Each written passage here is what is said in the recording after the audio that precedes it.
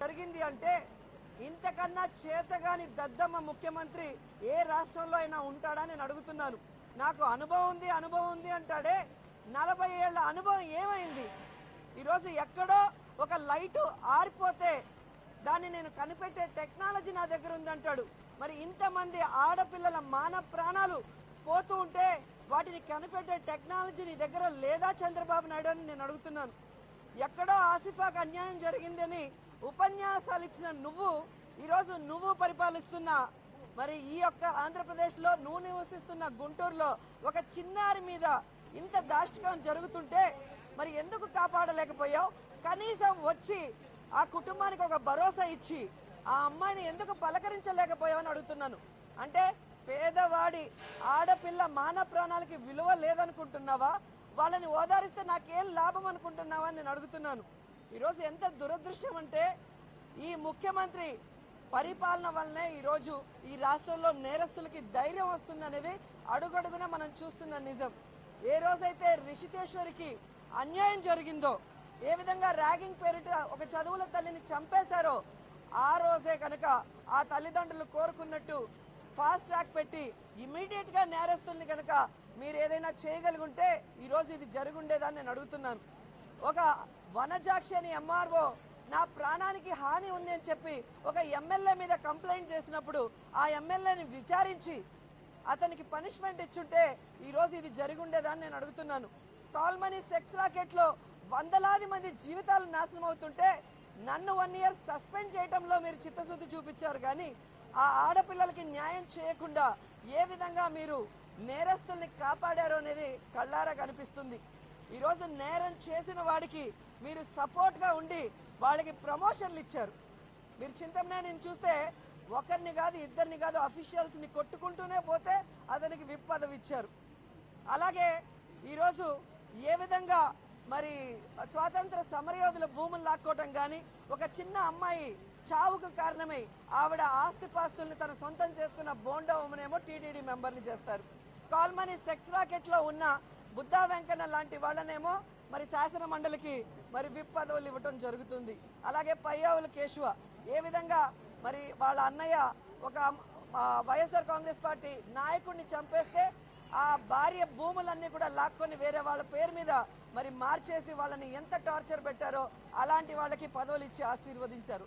అంటే మీ యొక్క పరిపాలనలో ఆడవాళ్ళ మీద అరాచకాలు చేస్తే ఏ విధంగా సపోర్ట్ చేస్తారనేది మొన్న ఏడీఆర్ రిపోర్ట్ చూస్తేనే తెలుస్తుంది. ఎందుకంటే అచ్చెం నాయుడు అండ్ దేవినేని ఉమ ఆ ఏడీఆర్ లో చూస్తే హైయెస్ట్ మహిళల మీద అరాచకాలు చేసిన మంత్రులుగా పేరు పొందితే వాళ్ళని ఇంతవరకు సస్పెండ్ చేయకుండా కంటిన్యూ చేస్తున్నారు.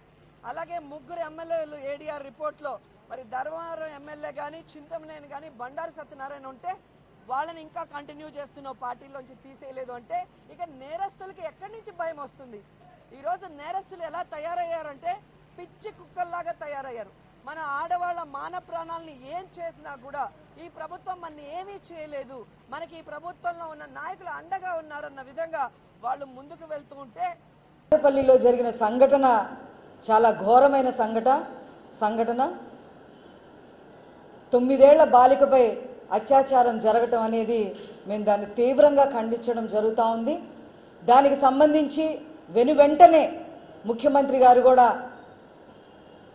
పోలీసుల్ని అప్రమత్తం చేసి మరి ఎస్పీ గారిని, డీజీపీ గారిని, కలెక్టర్ గారిని, ఎమ్మెల్యేస్ని, అక్కడ ఉన్న స్థానిక మంత్రుల్ని, అట్లాగే మహిళా కమిషన్ చైర్పర్సన్ నన్నపనేని రాజ్కుమారి గారు అందరూ కూడా మరి సంఘటన జరిగిన చోటుకి వెళ్ళడం జరిగింది. ఏం జరిగింది అనేది మరి వాకప్ చేయడం జరిగింది. ఇమీడియట్గా ఆ అమ్మాయికి ముందు మెడికల్గా ఆ అమ్మాయికి వైద్యం చేయించాలని చెప్పి హాస్పిటల్లో జాయిన్ చేయడం జరిగింది. అండ్ ఆ అమ్మాయి ఆరోగ్య పరిస్థితి ఇప్పుడు కొద్దిగా స్టేబుల్గానే ఉంది. అయితే ఎవరైతే నిందితుడు ఉన్నాడో అతను పరారీలో ఉన్నాడు. అతను పరారీకి 15 బృందాలు కూడా మరి ప్రభుత్వం ఏర్పాటు చేయడం జరిగింది. ఇందాకటే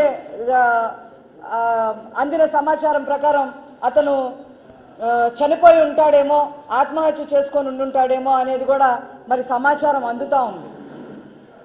ఇంకొక పక్క ఆ కుటుంబాన్ని ఆదుకోవాలి అనే ఉద్దేశంతో ముఖ్యమంత్రి గారు వాళ్ళకి 5 లక్షల రూపాయలు ఎక్స్గ్రేషియా ప్రకటించడం జరిగింది.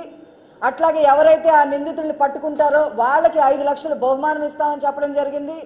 అక్కడ స్థానిక ఎమ్మెల్యేగా ఉన్న శ్రీనివాస్ గారు పార్టీ పరంగా 2 లక్షల రూపాయలు మరి సహాయం చేయడం కూడా జరుగుతూ ఉంది. ఇవన్నీ గమనించిన మీదట ఎవరైతే బాధితురాలు ఉన్నారో ఆ ఇంటి కుటుంబ సభ్యులు మమ్మల్ని ప్రభుత్వం ఆదుకుంటుంది, వాళ్ళు న్యాయం చేస్తున్నారు, మాకు ప్రభుత్వం తరఫున 5 లక్షల రూపాయల చెక్కు కూడా అందించడం జరిగింది. దయచేసి వైసీపీ నాయకులు, మిగతా విపక్షాలు, వామపక్ష నాయకులు వీరెవరూ గొడవ చేయొద్దు, దీన్ని రాజకీయం చేయొద్దు అని చెప్పి బాధితురాలు తండ్రి కూడా మరి అపీల్ చేయడం జరిగింది. ఏం చేస్తున్నారు ఈ వైసీపీ వాళ్ళు? కొంచెమైనా బుద్ధి జ్ఞానం ఉందా?